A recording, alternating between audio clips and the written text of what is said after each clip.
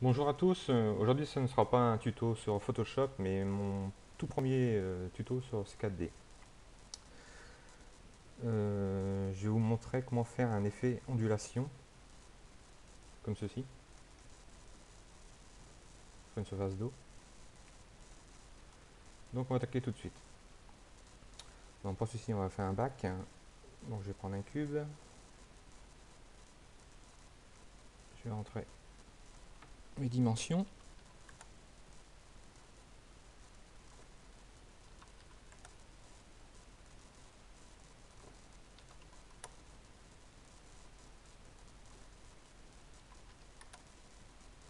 Donc ici j'ai mis 350, 150 sur 350.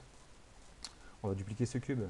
Donc on va appuyer sur CTRL et on glisse tout simplement.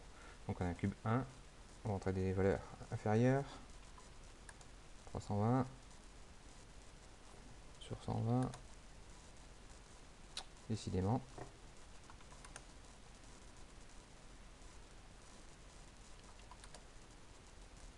Comme ceci. Ce cube là, on va le ressortir légèrement, comme ceci. On va prendre le booléen. On va mettre les cubes enfants du booléen.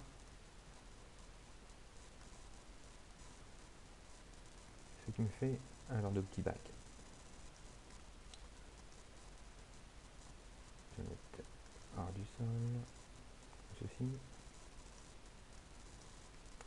Donc ce petit cube, on va lui donner un petit biseau quand même.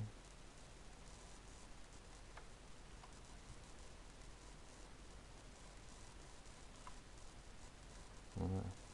On va lui appliquer une texture. Donc on va mettre une texture extérieure du bac.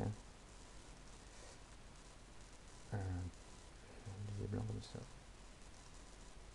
Oups. Monter sur mes cubes. Et ici à l'intérieur, on va appliquer une texture aussi. Donc, je vais en un bleu. Léger bien sûr. Comme ceci. Voilà. Et on glisse sur le cube 1. J'ai fait à l'intérieur. Je vais fermer ceci. Ça, je vais le renommer. Bac. Je fais un petit rendu. Un petit bac tout simple. Hein. Donc ici maintenant, on va faire une surface. Pour faire une surface haut. Donc pour ceci, je vais prendre un plan. Ce plan, on va le remonter légèrement. Et ici, on va le réduire.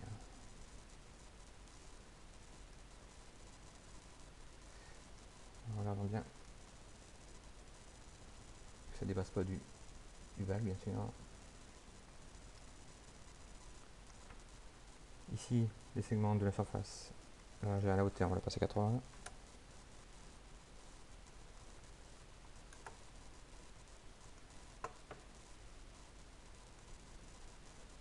Celui-ci, on va le passer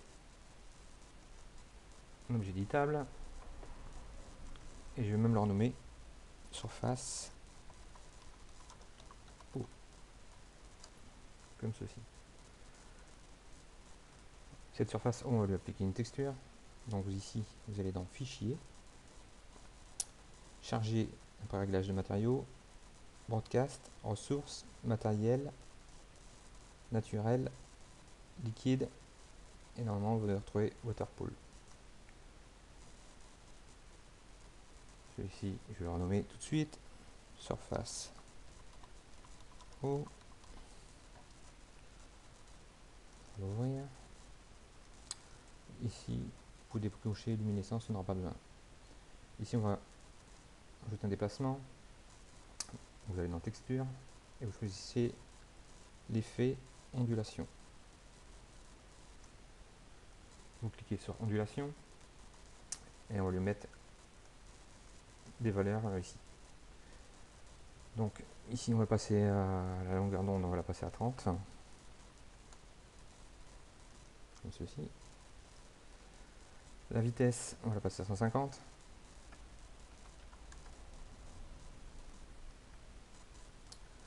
L'amplitude, on va la passer à 60%.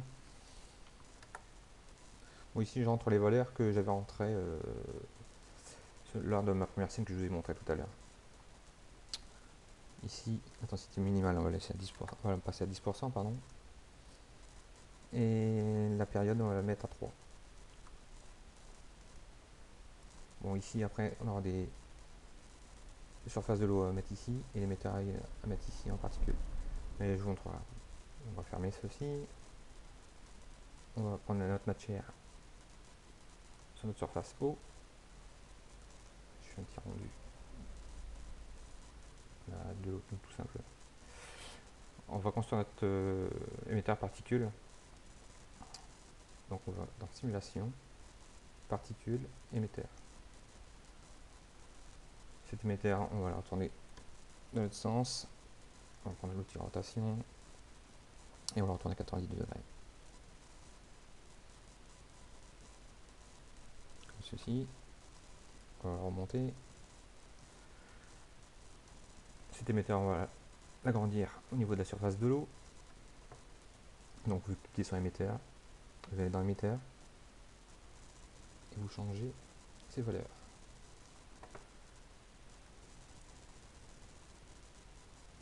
Comme ceci à peu près.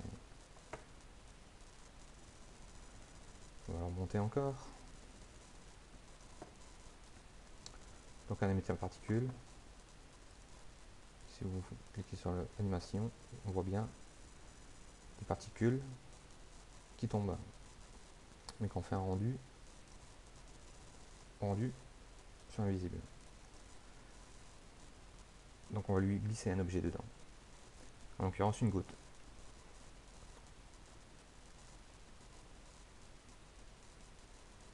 On va mettre à 0. Ici la timeline j'ai passé 400 en fait. J'ai oublié de vous le dire tout à l'heure. Donc on construit la goutte d'eau. Donc pour ceci je vais prendre une sphère. Ensuite je vais prendre les filages. Les filages je vais mettre en fond de la sphère. Comme ceci. Donc je vais soulever là. Ça ira mieux. Comme ceci. Oh.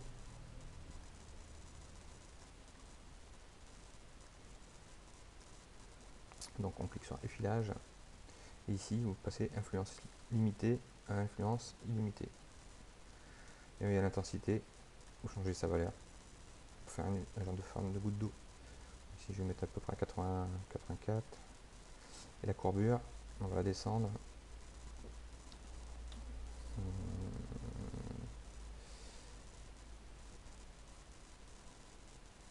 Comme ceci à peu près. Voilà. Donc cette goutte d'eau, vous cliquez sur sphère et vous passez convertir en objet. Donc ça fait qu'il me retrouvé ici, conversion en objet. Celui-ci je vais le renommer eau. Non, goutte d'eau, pardon.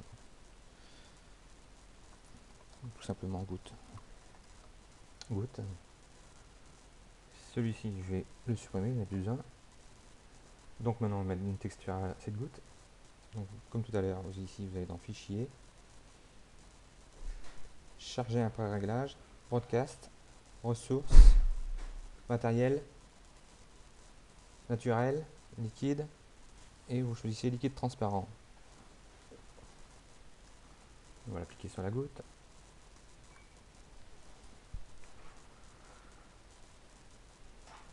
On va remettre cette goutte à l'échelle.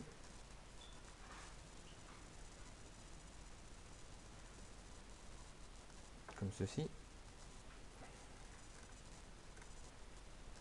On s'est fait un petit rendu. On remet une goutte ici. Cette goutte là on va mettre dans l'émetteur. Donc on vous mettez goutte en fond de l'émetteur. Ensuite vous cliquez sur l'émetteur. On va rentrer les valeurs de l'émetteur maintenant. Donc vous cliquez sur particules. Génération vue, on va passer à 15. Et rendu la même chose. La fin de mission, ça correspond à la fin de votre timeline. Donc on va passer à 400. Comme ceci. Mon début d'émission, vous ne changez pas. La durée de vie, on va la passer à 50. La vitesse à 800.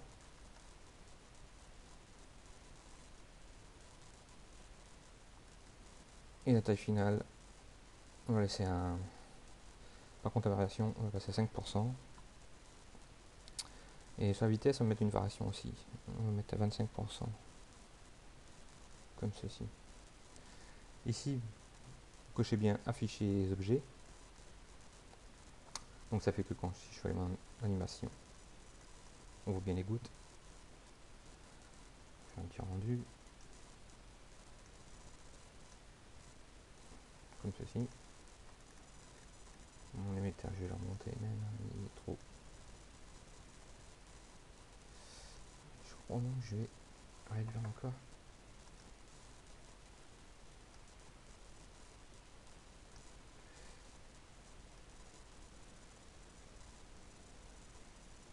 Comme ceci, voilà. Les gouttes, ils étaient trop grosses.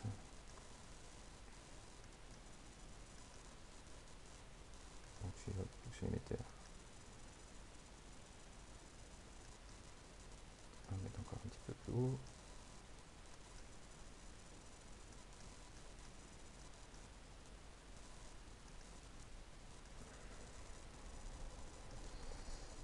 Comme ceci.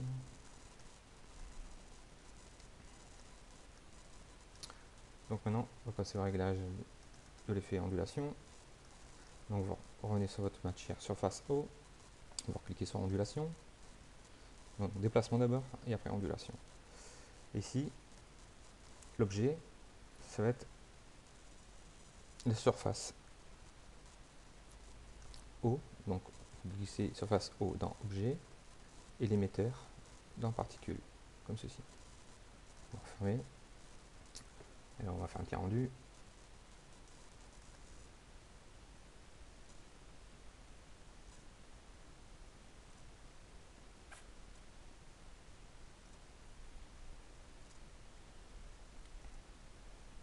On va attendre que les gouttes atteignent la surface de l'eau. Et normalement,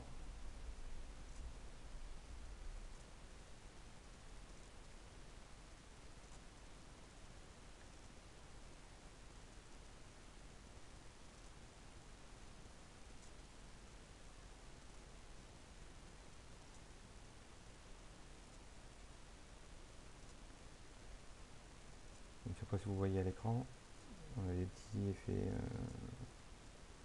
d'ondulation sur la surface.